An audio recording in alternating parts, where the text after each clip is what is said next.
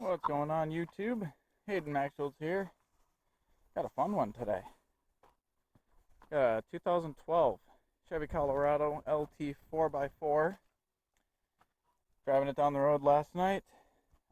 Felt something weird and unusual in the front end. Already went ahead and took the tire off. We are going to be doing, unfortunately, another inner tie rod on this. So I already took the tire, or the lug nuts off of the tire, so we're just going to get that out of the way.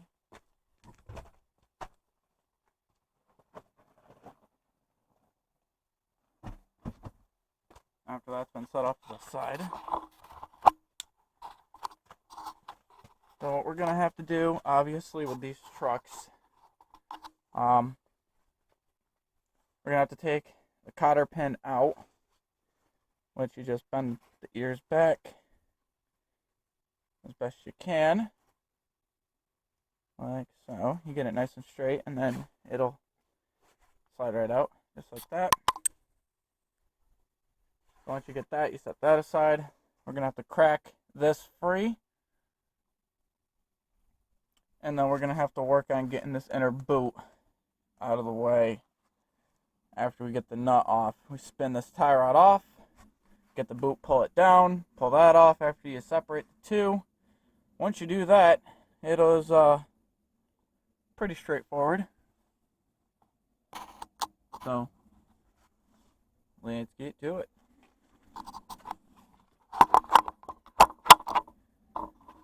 Alright, so unfortunately I don't have a wrench big enough in my tool bag. I didn't bring any tools home from work to do this. I wasn't expecting to be doing this either. So, basically just to walk you guys through everything, that's what I'm going to be doing. Standard pipe wrench. We're going to just fit it on there as best we can. And then we're just going to get underneath and break it free. Might be the wrong way.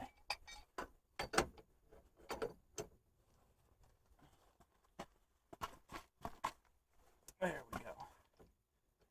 So now once we break that free, obviously, you just want to spin it up a couple, just enough so you have a small gap. And then we'll use the same pipe wrench because, yet again, I don't have a wrench or any sockets that'll take this off. There we go. So once you crack that free, normally these might fight you.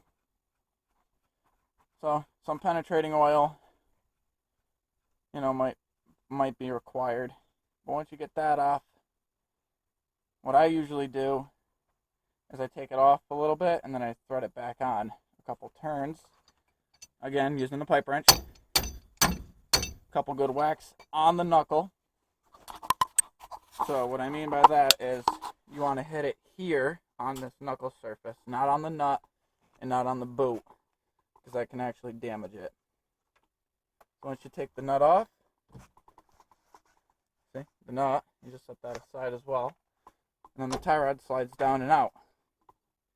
So now at this point what you want to do is you just want to count how many turns it takes you to take the outer tie rod itself off. Then you're going to spin this nut off, and once this nut, you spin it all the way off, then you can take this clip off completely. Just a little spring-loaded clip.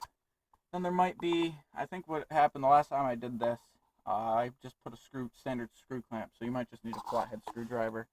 Sometimes they're already preset on there, by the factory with one of those weird compression ones. So again, just a flat blade screwdriver, and you just work it a little bit, then it'll pop right off.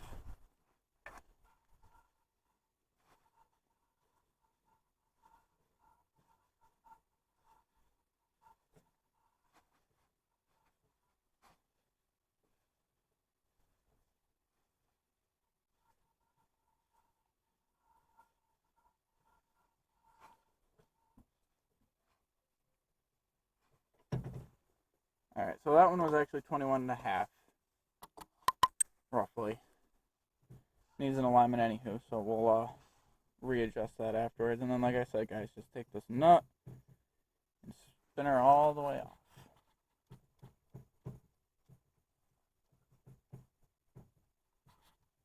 Takes some time, I know, but once it's done, it'll be well worth it. So basically, how I know that this tie rod is bad,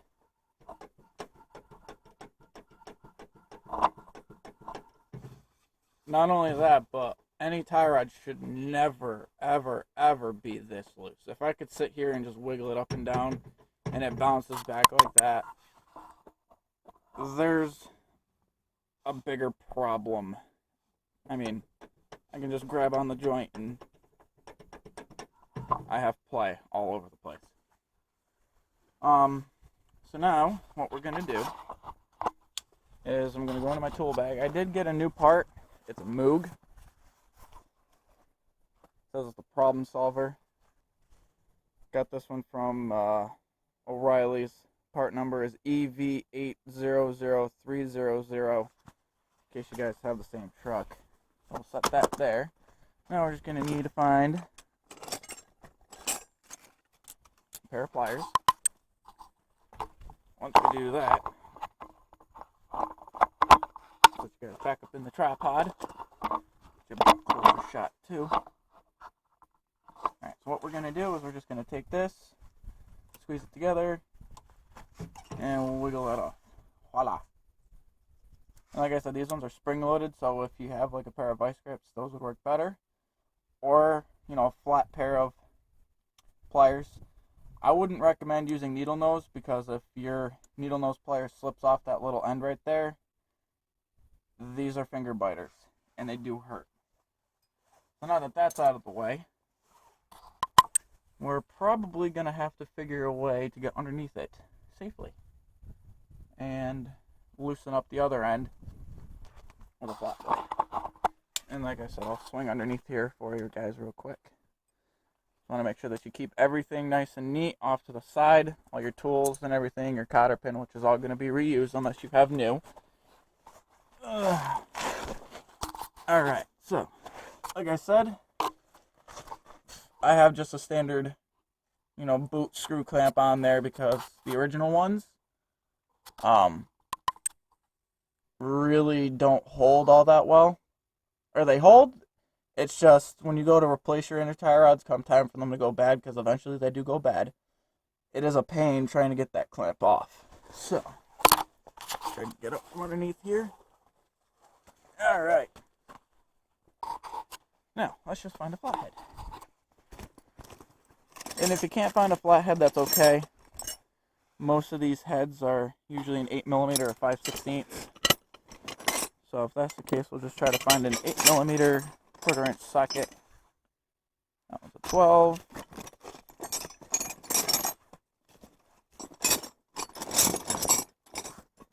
What do we got here? Oh, another 10mm. Hey, they go missing all the time. Got a 5, 3/8. This is not my normal toolkit that I use, by the way. This is just, you know, my spare one that I have here at my house. Set those out of the way so I know I've already looked at them. That one's already been looked at. That one's a 6.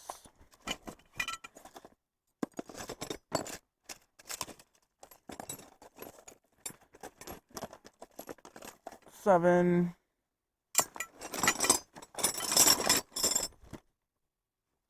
Alright, well, I will be right back, guys. I just gotta run inside and grab one. Alright, got a flathead.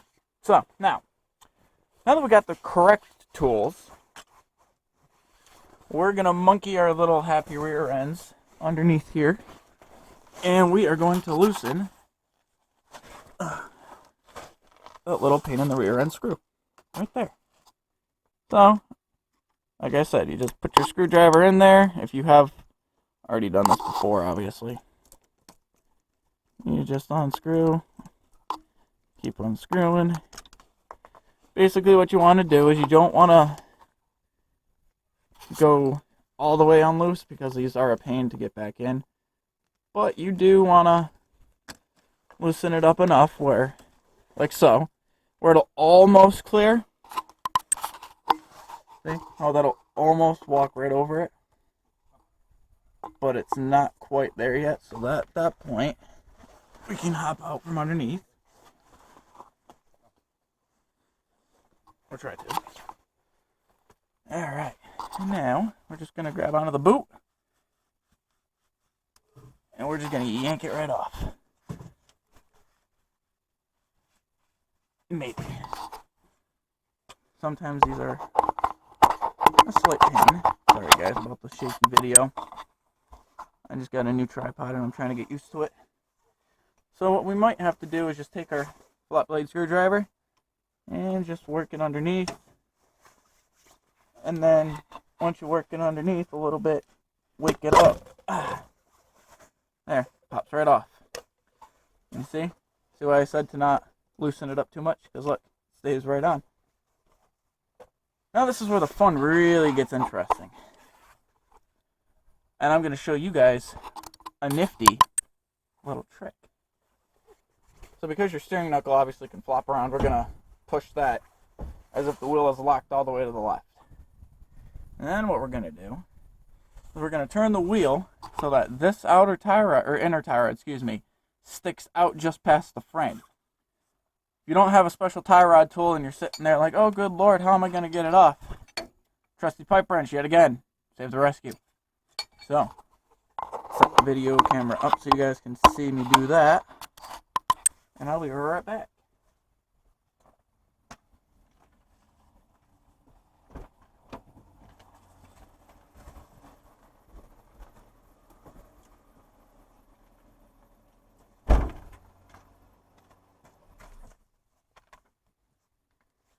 Alright, now that we got that sticking out pretty good, you guys can tell, probably about, I'd say a good 2 inches. Now what we're going to do, is right where these little nubs are, there's little indentations on the tie rod, we're going to try to get our pipe wrench lined up with those. So, gonna move the camera a little bit so you guys can get a better shot. Alright. So now we're just gonna open this up. Oop, sorry about that, guys. We're just gonna open this sucker right on up. Or at least attempt to. This one's a little rusty. It's old. So what I usually do is I just go on the outside edge. I get a good, and I say good bite. And then what we do, and hope we went the right way. So we go underneath it, so if you have a pipe wrench and you decide to go the pipe wrench method, just know, you gotta get underneath it. Alright, hang on a second.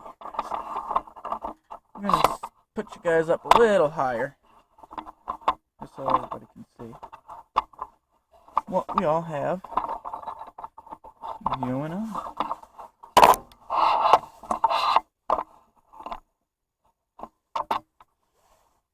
Alright, there we go. We'll readjust. So, like I said, you know, you just take your pipe wrench, work with it a little bit, take your time, don't get frustrated. Even though the evolution of cars is becoming more and more complex, and everything is now running off of high-powered electronics and all that stuff. Believe me, I know, I see it on a daily basis. You would definitely be surprised as to what we do. Alright, so now, get a good bite on it, like so, and then you just basically loosen that sucker right on up.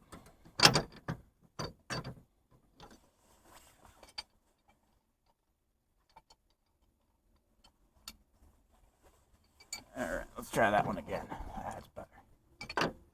I'm just trying to be careful and not cause it to, you know, bust my hand open or anything like that. Because it is the middle of winter and it is cold. I do have my heated jacket on finally.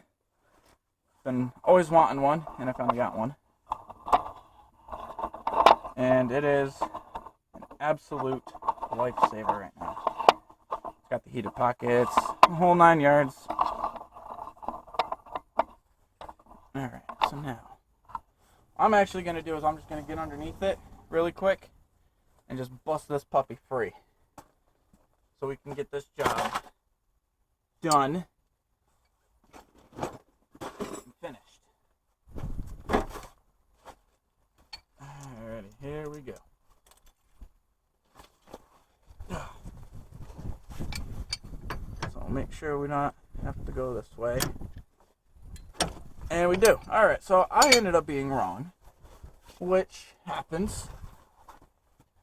Obviously, the method of righty tighty, lefty loosey probably should have played a bigger part than what it did. But, live and learn. So, we got that loose. As you guys can see, I am spinning the inner tie rod right now. See? This joint is not moving. I physically have to spin that separately. Once I get this free, we'll take a better and closer look at it. Okay, let's move the camera. So basically, what we have here is an inner tie rod that is beyond shot. That one's junk. Obviously. No good. So, there's our new part. All set up and pretty in the packaging and everything. Most new inner tie rods, if not all of them, will come with a new jam nut. So you don't have to technically reuse the one that you originally took off, which is right here. Some of them, let me tear into this bag real quick for you guys. Oh, my hands are cold, sorry. This one actually did come with thread locker as well, which I am very, very happy about. So, not only that, but some of these newer jam nuts that you get, this is one that I got in an older kit. This is the brand new one that I just bought today. Obviously, it's a lot smaller. The thread patterns obviously are the same, comparing the two. They're exact. I can't wiggle that around, but if you look at this, so here's the new one. Much harder to move. And here's our floppy disk. Now this is a paperweight. Yay me. Okay, so now, obviously, install is just the same as when you took it out. You're going to just take it, make sure that it's straight so you don't have anything. So wait, before we go ahead and do any of that, we're going to bust into this beautiful thread locker. Maybe. I don't have my knife on me. So we're going to improvise here. Take a flat blade screwdriver and just cut the tip. Which works. Actually worked a lot better than I thought it did. We're just going to...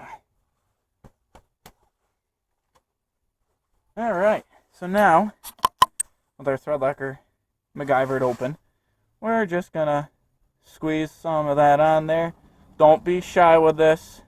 The more the better. The more the merrier, however you want to look at it. See, right there, I just put a good old blob on it. And then you just thread it right on in. Like so. And then once you feel it stop, you grab our multi-purpose pipe wrench. And obviously we go underneath at this point. So we'll snug it up again. Get underneath it. And make sure she's good and tight, which she is. Next is obviously the boot. And I'm not saying I'm going to kick somebody in the rear end, which I would love to. So we're just going to slide that up. There is a notch where it'll sit. Once that notch hits, once you hit that little notch up in this area, you're going to take your finger pincher and just expand it. Open it up all the way. And then you're just going to work it right there. And that's it. I'll get you guys a closer look here. So that's basically what you want. You don't really, I mean, you can line it up if you're that picky, but really, if you have it on there, as long as it cannot move, you're golden. So now, what we're going to do is we're going to go inside the truck. And we're going to just take the wheel, and we're going to rotate it back straight.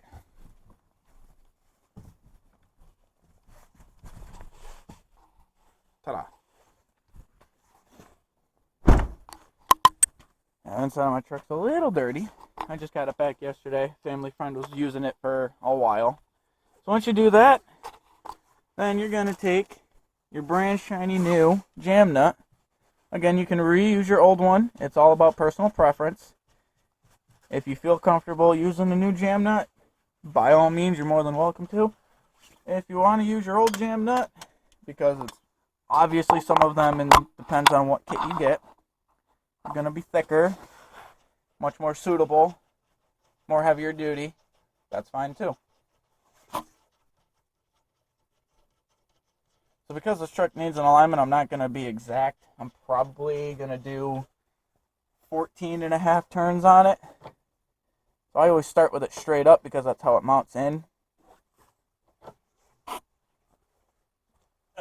Trying to get you guys a good view. Alright, so like I said, tie rod straight up. And then you just 1, 2, 3, and so on.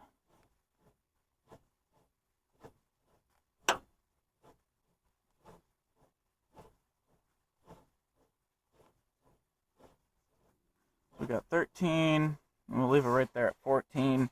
We'll bring the wheel in.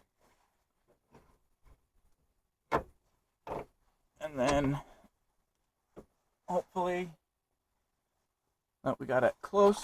I'll take you guys with. Let's go take a peek. See if our wheel is even straight. No, it is not. Which is okay. Looks like we just got to go a turn and a half, maybe. A full turn. Back this way. So it was actually ended up being a full turn. Man, gotta love Berkshire County salt. This truck is absolutely filthy. Yes, that is legitimately what kills vehicles in this neck of the woods. Up north here in northern Berkshire. Well, southern Berkshire, excuse me. But it's what really kills vehicles in New England, to be frank and honest. So we're going to do maybe an extra 2. I'm doing an extra 3 turns just to get the alignment really as close as I can get it. Obviously, you're going to need, after you put everything back together, a real alignment from a professional would be required. Unless you get it dead center on your first shot, which if you can, that is amazing. Sometimes I get them pretty good. You know, I usually get them within, like 0.5 or 0.4 of each other. So,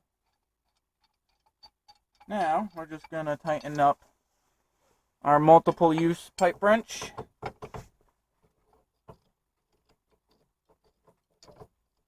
Around it.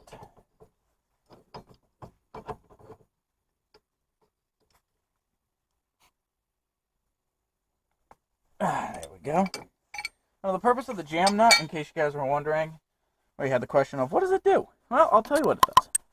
This jam nut right here prevents the inner tie rod from loosening from the outer tie rod. You have your outer tie rod and your inner tie rods, obviously, and then in the middle is a jam nut. That jam nut is designed so that when you're taking turns and you're driving down the highway or you're driving down the road, everything stays happy and hunky-dory, and absolutely nothing can move.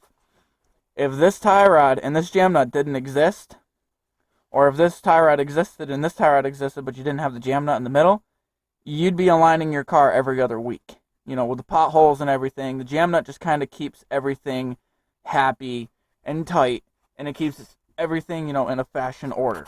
Where, it doesn't cause accidents, it doesn't cause your tire to, fly off or whatever, it's there to secure your vehicle and also keep you safe driving down the road.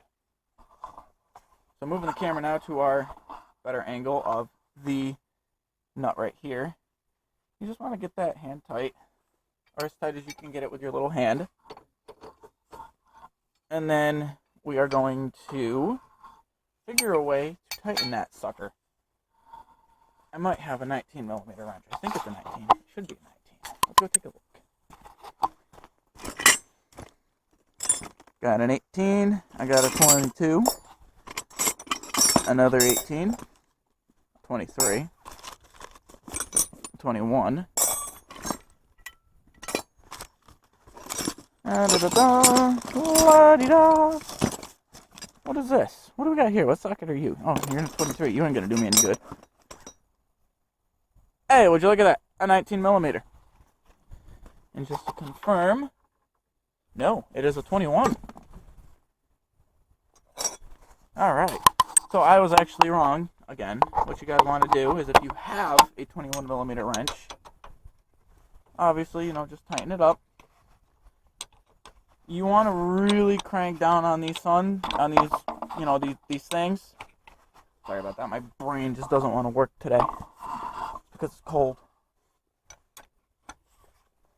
But you also want to make sure that you tighten it up enough where you can line up your holes inside your cotter pin right on in, like butter.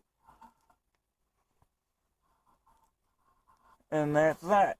So, only thing we got left to do now is obviously that little boot underneath. We just gotta, kind of organize and, plan of attack here. We don't need our pipe wrench anymore. And I love these pipe wrenches that are adjustable, that have the little, the little things right here. There are so many uses for those. It's unbelievable what you can use them for. And it's not just for cranking down on pipes either. You can use them for literally anything. Alright. So we're back under the truck in a very tight space. I've done these before on the ground, so I'm not really going to sit there and say, yeah, a lift is required and bore you guys because, yes, I am a real mechanic. It's what I do for full time. So we're trying to do this one-handed. And we are not succeeding. So far. There we go. The whole thing about this, too, is key. You just take your time. As a professional mechanic, or as a full-time mechanic, I will tell you guys, the more you get upset and angry, and you get frustrated and flustered, and you start getting really agitated and throwing stuff and cursing and whatnot, I'm not going to lie, I curse like a flippin' sailor when I can't get anything. But it's also just differences as far as plans of attack. If you can't get...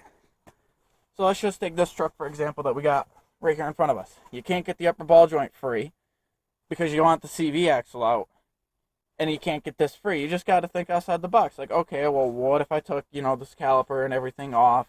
I took the axle nut off. I took the outer tie rod out. Maybe you went at it from the lower ball joint, like right down here.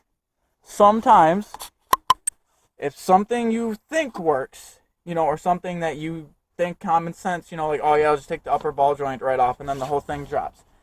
Not always the case, because these ball joints tend to freeze. They freeze, which is good, because you want them to freeze. It makes it easier to get these nuts free. Wrong angle. Right there, yeah. That nut. But it's also bad at the same time, because if you loosen it and you go to break it free so you don't have a whole steering knuckle in your lap, which hurts like hell, you want to kind of be gentle with it too. It's just different things, that to think about. But like I said, guys, this inner tie rod job is actually done. We are 100% done. The front end feels tight again. I just have it up on a jack. We'll have to put the tire and everything back on. But other than that, that is all for this video. Thank you for watching. As always, if you are stopping by for the first time, please like and subscribe. Take care and have a wonderful day.